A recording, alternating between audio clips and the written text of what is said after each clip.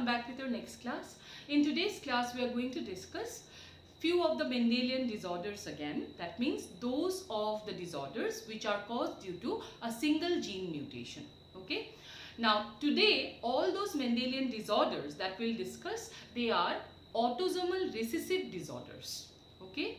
So, autosomal recessive disorder, you all know by now, it means that here the mutation would be occurring in one of the autosome and in a single gene in the autosome, and it would be inherited in a recessive manner or recessive fashion. Means a particular person to be affected with the disease, both the alleles of the genes have to be mutated or have to be affected.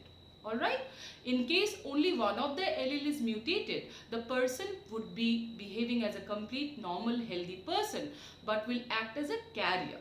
Alright, so main difference that you should remember regarding the X-linked recessive disorders that we have discussed in the last class and autosomal recessive disorder is that in X-linked recessive disorder, you know very well that here the males, they cannot act as the carrier, right? Only the females can act as a carrier.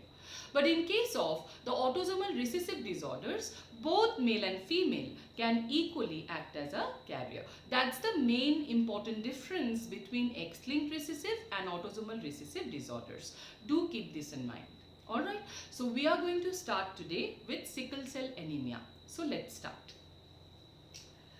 Now, as I told you already, sickle cell anemia is after all a autosomal recessive disorder. Alright, and here both the parents can act as a carrier. Autosomes are going to be present in both the parents as a pair, isn't it? For X-linked recessive, the males do not have two X chromosomes. Alright, and Y is an empty chromosome. That's why the problem happens. But autosomes are present in both male and female as a pair. Right? So that's why in autosomal recessive disorders, both male and female can act as a carrier. Alright.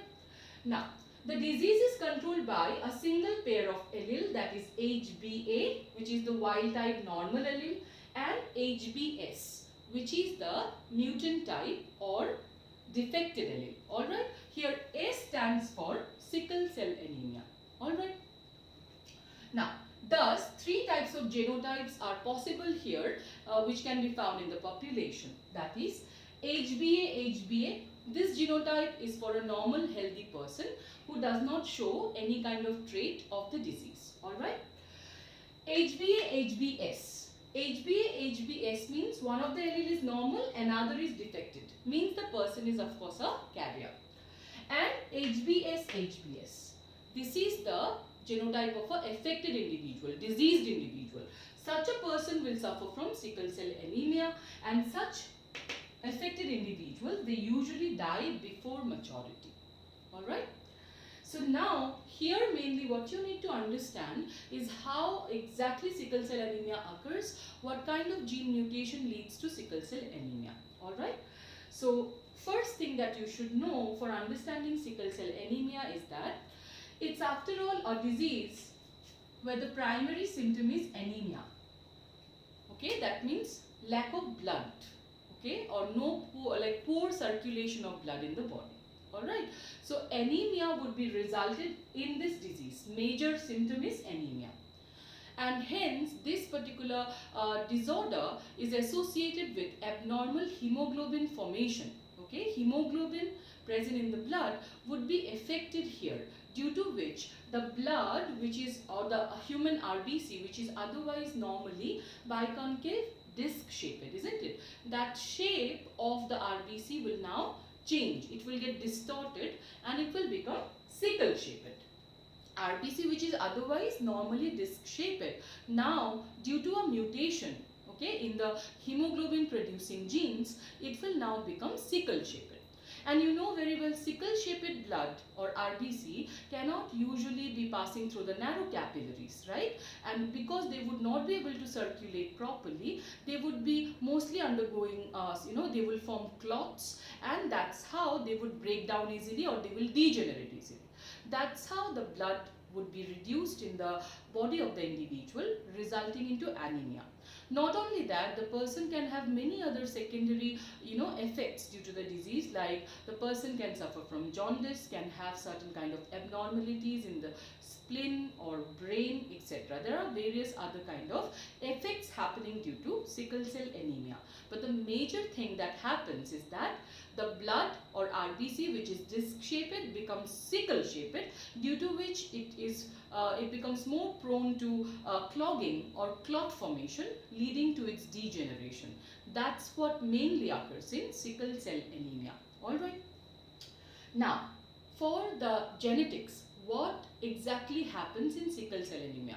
What kind of problem happens, or what kind of mutation occurs due to which sickle cell anemia occurs in an individual? Alright. So let's try to understand the genetics. Okay. So first thing, see, the hemoglobin, okay, of human beings is mainly a tetramer made up of 4 monomers or 2 types of globin chains, alpha and beta globin chain, which are arranged in alternation to one another. Alright. So the alpha chain of hemoglobin is going to be under the control of chromosome 16. Okay, it is controlled by chromosome 16 and 2 genes present in it, HBA1 and HBA2. That means 2 genes and total 4 alleles control the production of alpha globin chain. But likewise for beta chain, beta globin chain's production is under the control of chromosome 11. Alright, and a single gene, HBB gene, present in chromosome 11, it produces the beta globin chain. So that means for beta globin chain, it's only a single gene and only 2 alleles which controls its production. Do remember, chromosome 11 for beta globin chain, chromosome 16 for alpha globin chain. That's very important. Understood? Now for sickle cell anemia, alpha chain synthesis would remain normal. It is the beta chain synthesis that would undergo a mutation. That means it is the HBB gene which will undergo a mutation, resulting into sickle cell anemia. Alright. Now, what exact mutation would occur in the HBB gene? Let us learn that. Alright. To learn that, you need to have a preliminary idea regarding how the genes work. How do they function?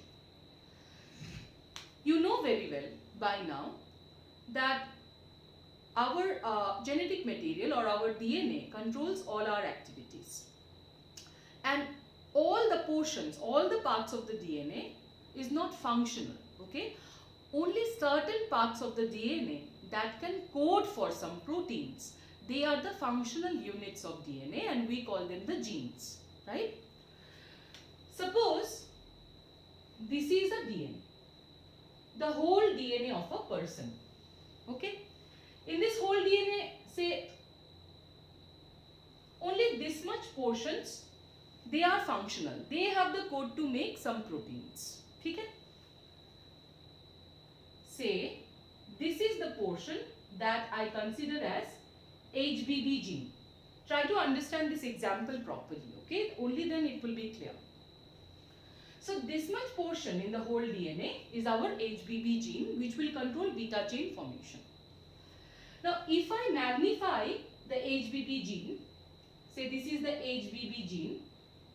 HBB gene, finally gene or DNA is nothing but nucleic acid, isn't it? It's made up of nitrogenous bases. And in the DNA, there are 4 types of nitrogenous bases present: adenine, guanine, cytosine and thymine, isn't it? So, these nitrogenous bases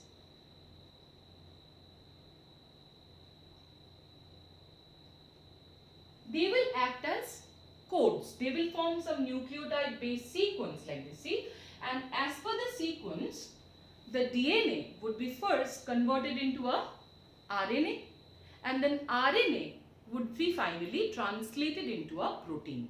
That's how the DNA controls our activity. It controls our activities via protein, not directly but via proteins, by making proteins. And to make the protein, this is the code. Okay, understood this much? Now see, proteins on the other hand are made up of certain amino acids. Proteins are nothing but a chain of amino acids. Alright. Now, how the proteins are going to be formed from this DNA? Let me show you that. In the DNA, the first 3 nucleotides, okay, say in my example ATG, this codes for one amino acid. Then next CCG, this will code for another amino acid. PAG codes for the third amino acid. That means every 3 adjacent nucleotides or sequence will code for one amino acid. Okay. CCA codes for the fourth amino acid. Likewise, TAG for the fifth amino acid. GAC for the sixth amino acid. This is the HBB gene, suppose. Alright, sixth amino acid. Likewise, many other amino acids, as many other sequence will be present, so many other amino acids.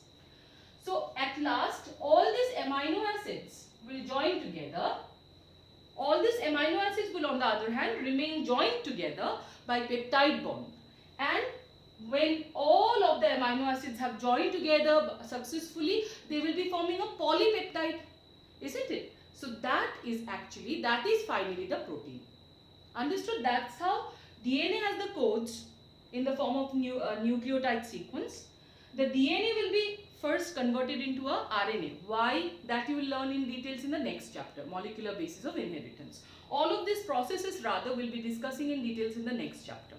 But for now, to understand sickle cell anemia, all of you try to understand this properly. DNA has the codes. These codes are read as 3 adjacent nucleotides. These 3 adjacent nucleotides of the DNA will be making one amino acid, and all the amino acids when joins together via peptide bond, that's what is a protein. Okay? And then finally the proteins will control all our characters. Okay? Now, if this is the HBB gene and this is the 6th position in the DNA. This is the 6th code, isn't it, in the DNA, which has given rise to the 6th amino acid. Now understand, in sickle cell anemia, it is the 6th position, okay, 6th position of the DNA that was going to give rise to the 6th amino acid. That will undergo, exactly that portion will undergo a mutation. Okay. In the HBB gene, the 6th position, 6th codon, we call it a codon, that will undergo a mutation. Okay. That too for a single base change will be occurring. That's a point mutation will be occurring. Okay. So what kind of change? Try to understand this. See, in a normal person who is not diseased, who is a normal person, for a normal person, the DNA in the 6th position consists of GAG sequence. GAG, and as DNA is double stranded and it always shows complementary base pairing. G will always pair with C, A pairs with T. So GAG, in the other strand there is CTC as per complementary base pairing. So this is the position. This is the type of sequence present in the 6th position of the DNA for a normal person. When this GAG is going to be, the CTC is going to convert into mRNA, the mRNA will have the code GAG again.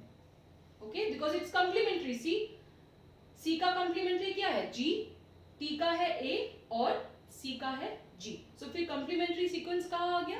mRNA. ठीक है. And GAG, as it is translated, it will translate into an amino acid, glutamic acid. ठीक है. तो 6th position में GAG होना चाहिए, so that mRNA will also have GAG and that will code for glutamine. Okay, in case of a normal healthy person. ठीक है. But in sickle cell anemia, what will happen? A single base change will take place, mutated. Okay, it will undergo a mutation, जिसके वजह से एक single base change हो जाता है. Instead of a A, there comes a T now.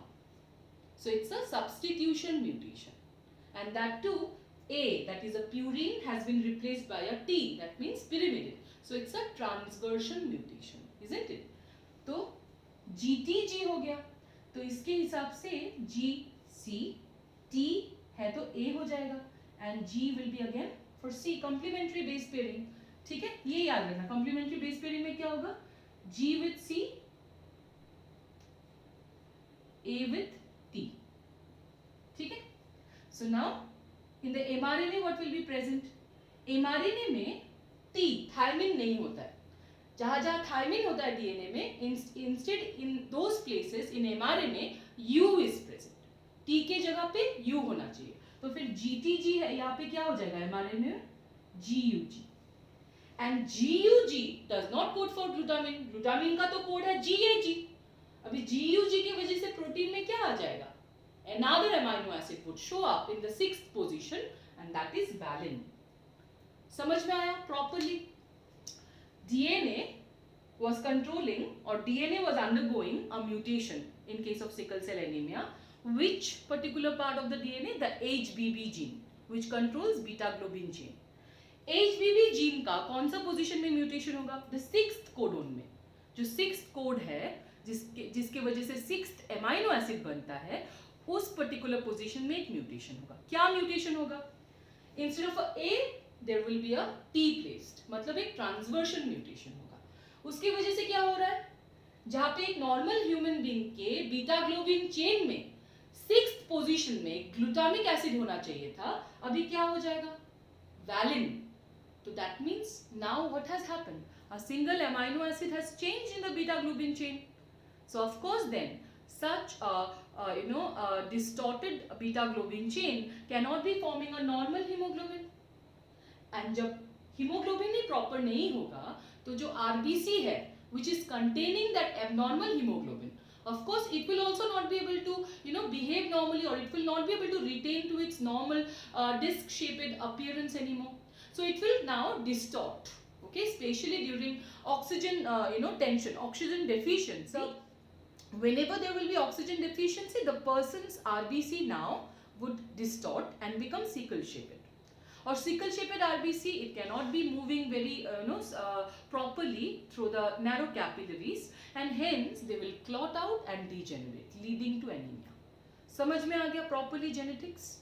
Genetics behind SCA, it's very very very important for your exam. Okay, try to understand it very properly. आप फिर से और एक बार देख लो वीडियो properly, एक बार समझने के लिए. I am very sure you will be able to understand. और बाकी जो मैंने इस particular while discussing this particular part, I have taken certain terms like translation and all those kind of things in details. You will be learning in the next chapter anyways. Okay, fine. Now HBS replaces the glutamic acid or glutamin present on the 6th position of beta chain by amino acid valine. ठीक है, यही main चीज है.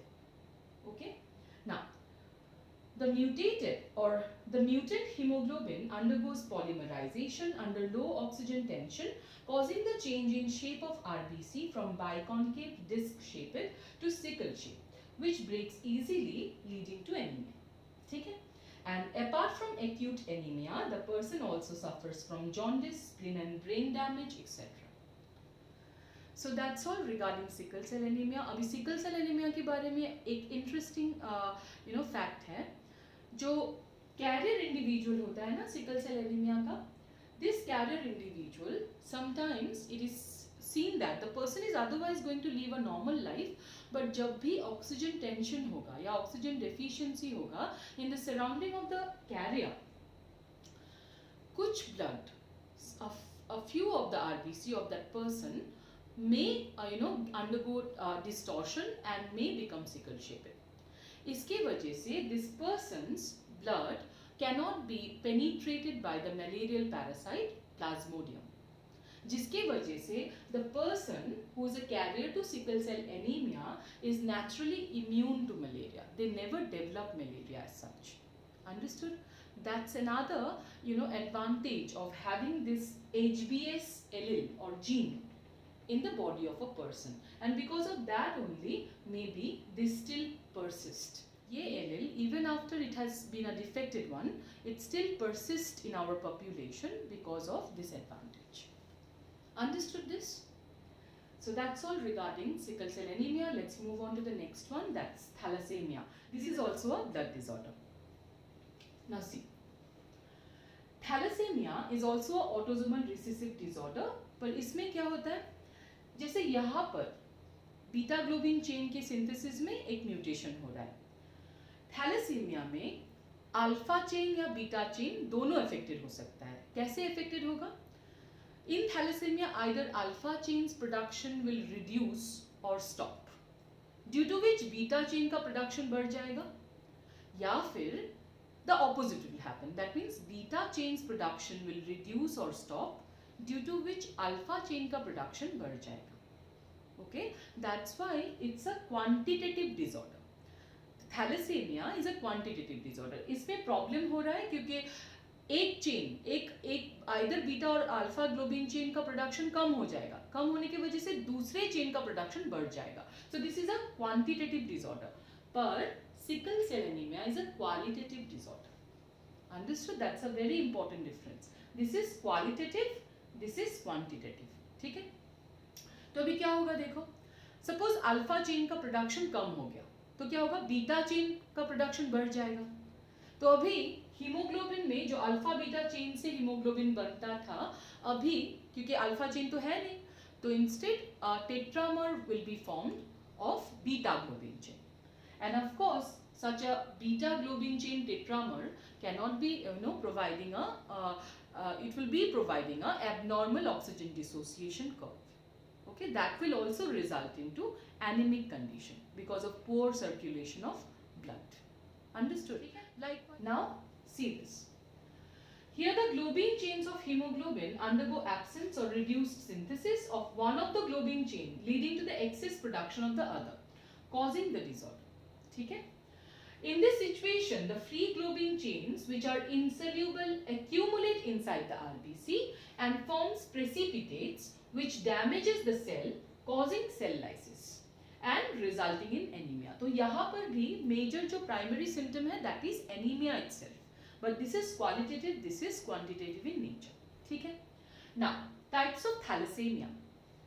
अभी कौन सा globin chain produce नहीं हो रहा है, उसके बेसिस पे thalassemia can be of 3 types. Okay, alpha thalassemia. Alpha thalassemia में alpha chain synthesis will be stopped or it will be reduced. तो क्या होगा, बीटा चेन का प्रोडक्शन बढ़ जाएगा. ठीक है, तो एक बीटा चेन का टेट्रामर बनेगा, जिसके वजह से beta chain tetramer won't be able to carry oxygen in a proper normal amount, normal way, and that's how an abnormal oxygen dissociation curve will be formed.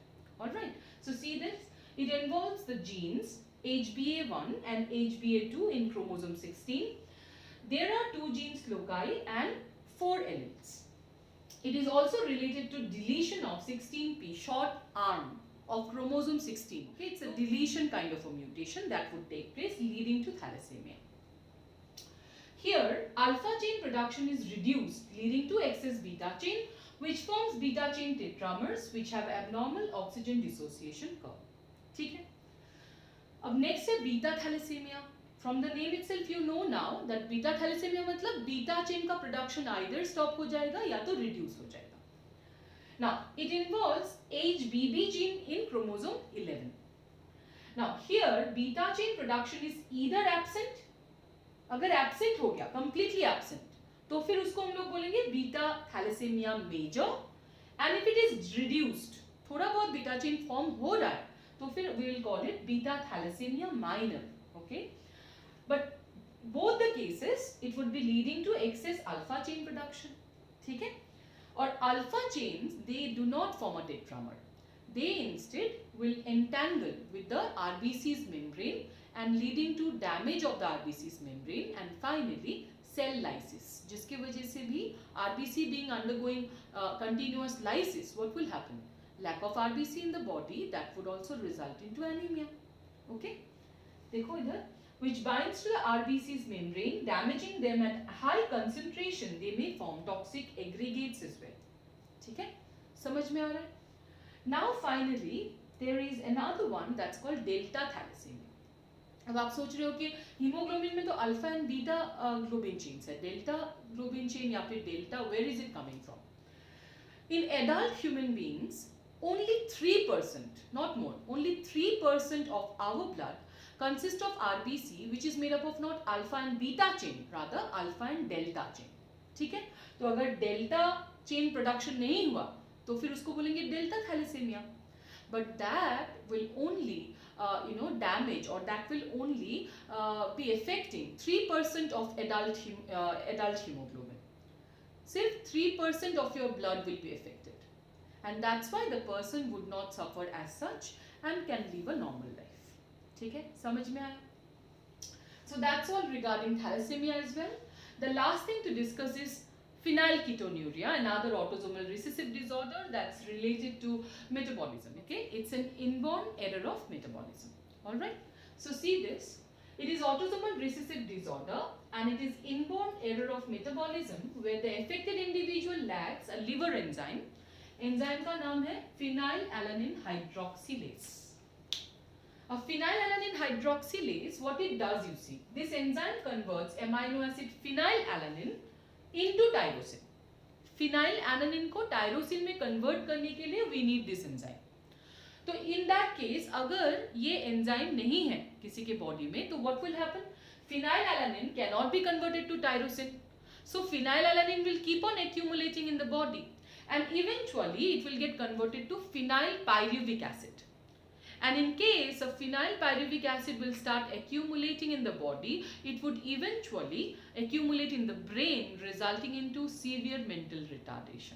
Okay, so see, as a result of this, phenylalanine is accumulated and converted into phenylpyruvic acid and other derivatives. Accumulation of this results in mental retardation.